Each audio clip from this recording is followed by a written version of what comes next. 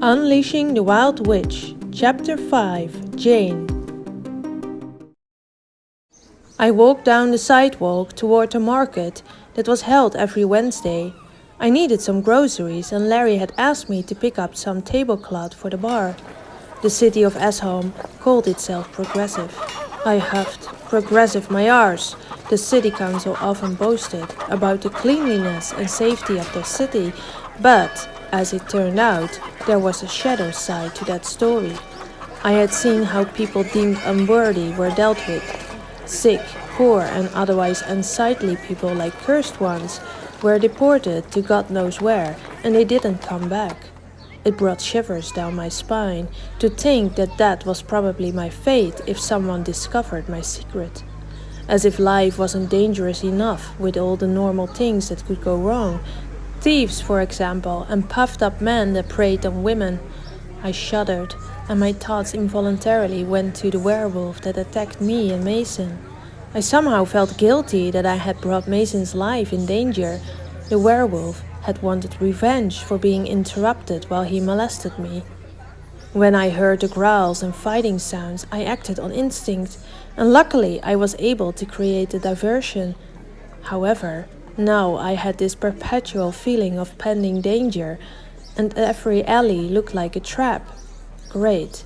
I already had to hide my curse and be afraid of the council. Now I could add werewolves to the list. Great, just great. Once again, I considered moving out of Esholm. However, this was my home, and I would probably have the same problems in another city. It was true that Esholm was the place to be when it came to new inventions. However, those were only beneficial for the rich. The common folk still had to grovel in the dirt to get by. Ever since the invention of magical propulsion had taken over the world, the rich traveled in airships, docking at their mansions on the top of the highest buildings. And the wizards that maintained the magical contraptions sold their abilities to the highest bidders. The cobblestone streets were lined with tall, half-timbered houses, their white walls with dark brown beams, neatly arranged in squares and triangles. Here and there someone had made the effort to plant some flowers in plant boxes that hung from the balconies. However, those were slowly disappearing in the colder weather. Several houses sported flags and banners. The council had announced another election again, and people showed their devotion in this way. I never took part in voting, feeling as it was no use whichever one voted. Involuntarily, I looked at the large tower of roses in the distance that loomed over the rooftops. Many saw this ivory pillar as a sign of wealth and prosperity, with its delicate arches and chiseled roses on the large doors. This was the seat of the council, the throne from which they ruled. Beyond the tower, I could see the tops of spruce trees that belonged to the dense forest that surrounded the city. I stopped to cross the road. One had to be careful these days, as the horse-drawn carriages were mixed with all kinds of riding contraptions, some of which way faster than a horse. The smell of horse manure mingled with the peculiar smell of magic propulsion that assailed my nostrils. An airship flew by pretty low, and I could hear some of the sails flap in the wind. I watched as an odd vehicle passed by, pebbles crunching underneath its large black wheels.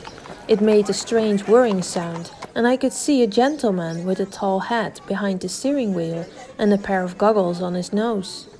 Two street sweepers hurriedly jumped aside as the vehicle sped by, cursing loudly and shaking their brooms at the fast driver. I hurried across the street and mingled with the crowd that was also visiting the market.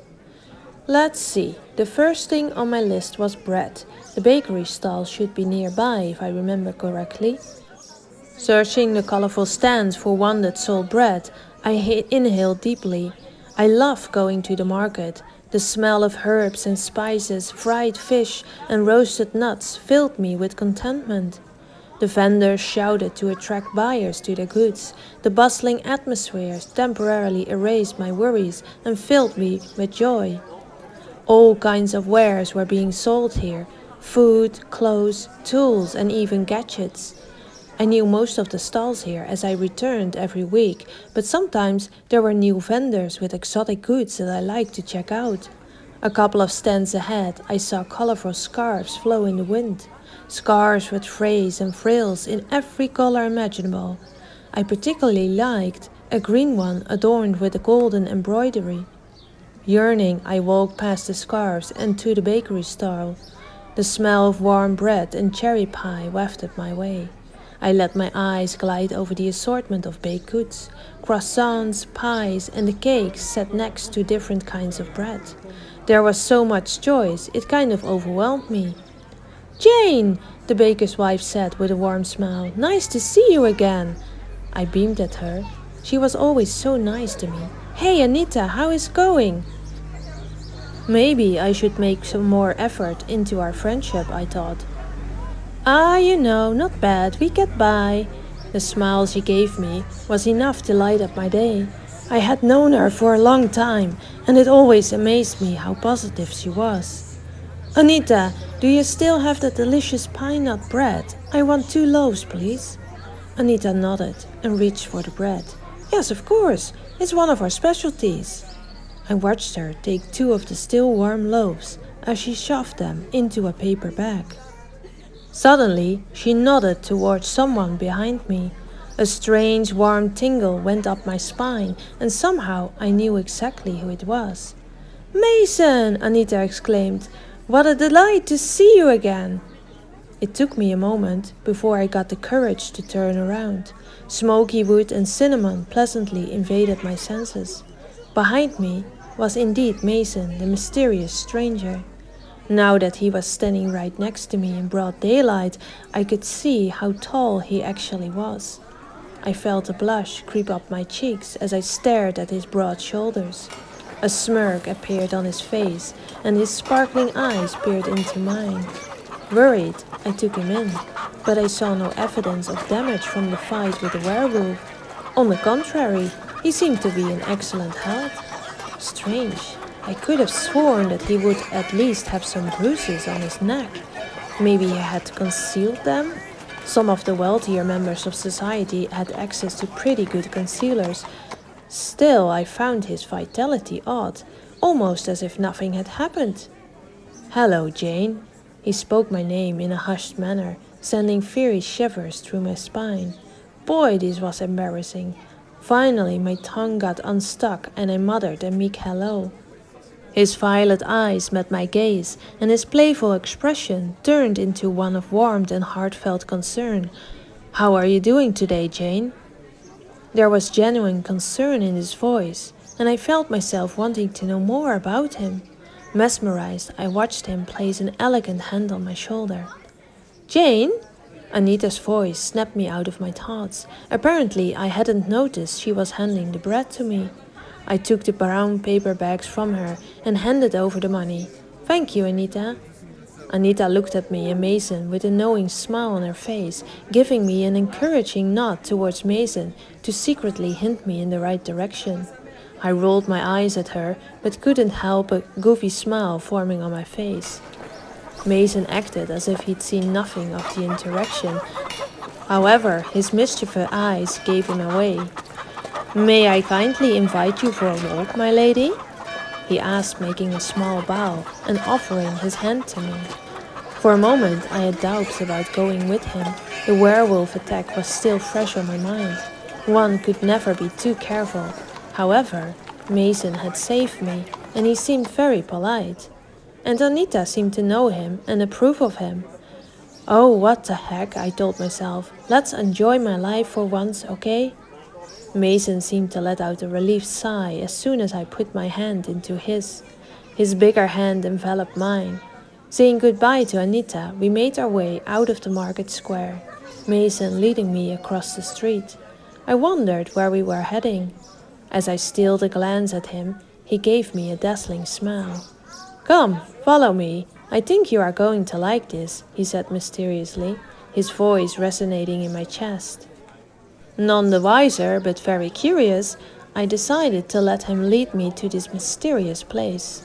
Excitement flowed through my veins as we ventured into a narrow road unknown to me. It curved to the outskirts and into the dense forest. I wondered if maybe I had made the wrong decision. However, before the seed of doubt could grow any further, Mason stopped and turned towards me. The look on his face was almost boyish, with a childlike joy. "Close your eyes," he said in his husky voice. "Don't worry, you can trust me," he added as I eyed him skeptically. Butterflies tickled in my stomach as I closed my eyes, my other senses heightened. What was he going to show me? I felt him put his arm around me, and I felt strangely protected. His smoky cinnamon scent enveloped me with a warm feeling. Slowly he urged me to walk forward, guiding me. I almost opened my eyes as I felt the ground underneath me get increasingly uneven. No peeking." Mason's voice sounded close to my ear as he put one of his hands over my eyes, the warmth of him seeping into my skin.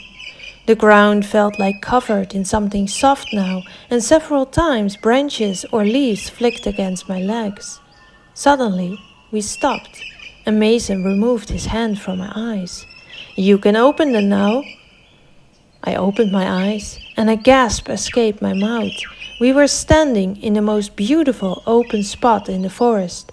Tall spruce trees surrounded us, their trunks and roots covered in moss. A large part of the forest floor was also covered in lush moss. Sunlight filtered through the branches, and its dappled light fell exactly on a patch of flowers, almost making the white petals glow.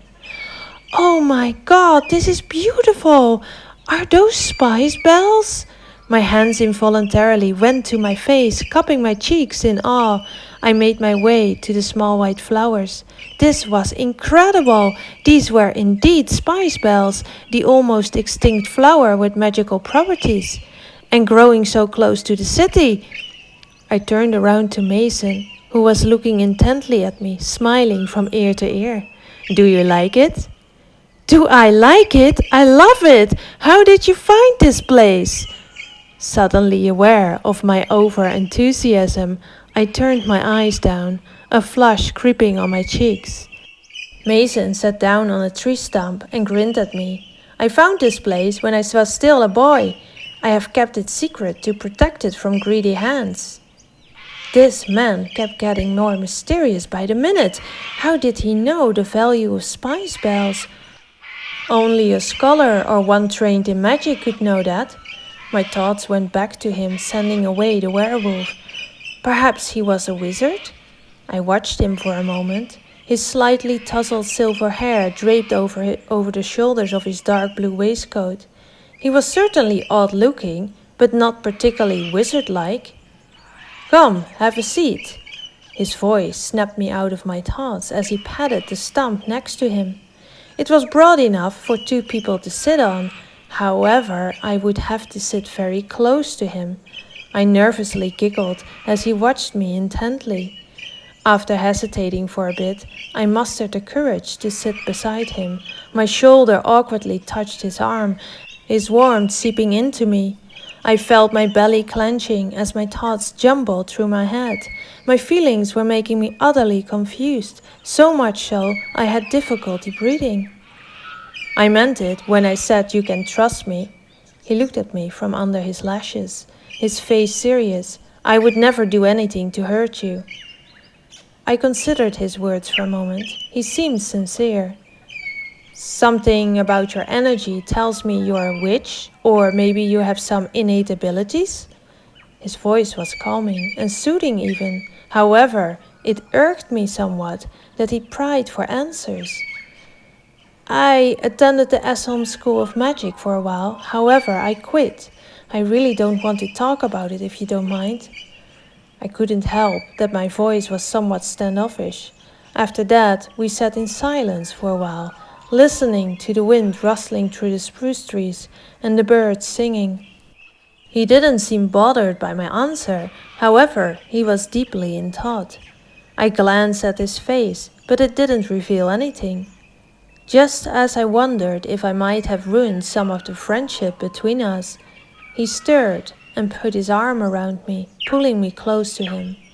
I froze. This gesture was highly intimate, and I didn't know how to react. My heart was racing from excitement, but a pang of fear and doubt did cross my mind. I knew I should stop him from getting close, however, I also liked the attention.